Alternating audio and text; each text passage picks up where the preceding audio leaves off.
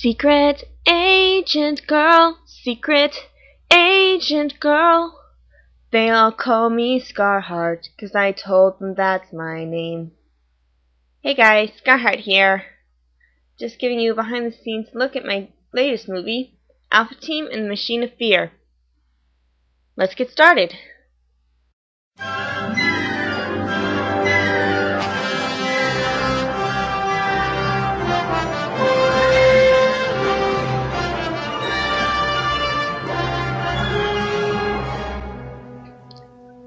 The movie started when I was talking to a friend about dissecting frogs in biology, and I was bragging that I had done it without any gloves on.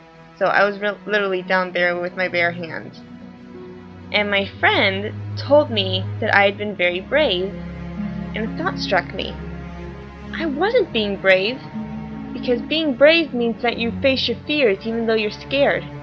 And I wasn't scared. And it occurred to me that a lot of the time, when I'm being told I'm being brave, in fact I'm not scared at all. So it's not really true. And in reality, there have been a lot of really, really terrible and frightening things that I've been through that I made it through. So those were my times of real bravery, and people just don't seem to recognize that. So I decided I wanted to do a movie about fear and courage. And I came up with the Machine of Fear. Now, there were a lot of bits that really got changed around. For example, one of my original ideas was to have Crunch figure out what's wrong with Radia, why Radia is acting so upset, and what scared her. But really, in the end, all I could do was have him be the one to figure out that she has PTSD, that she got so scared that she got post-traumatic stress disorder. But I couldn't have him figure out what actually scared her. I had to use Charge for that. Which, not so achieving on my part, but there you go.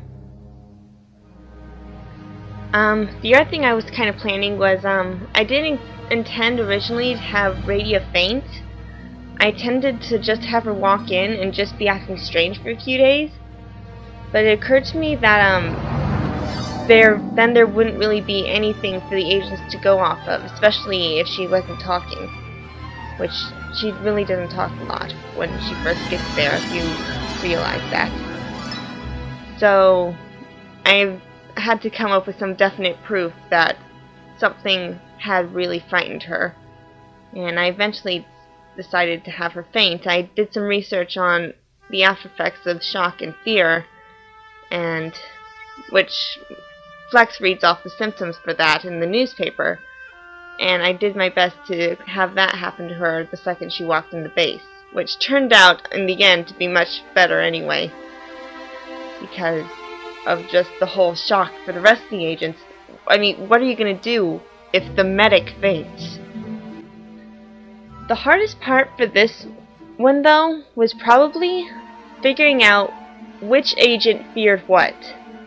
I wanted one of them to fear death because I decided in the end that there should be something pretty dramatic happen to one of the agents, and that would be what would snap Radia out of it.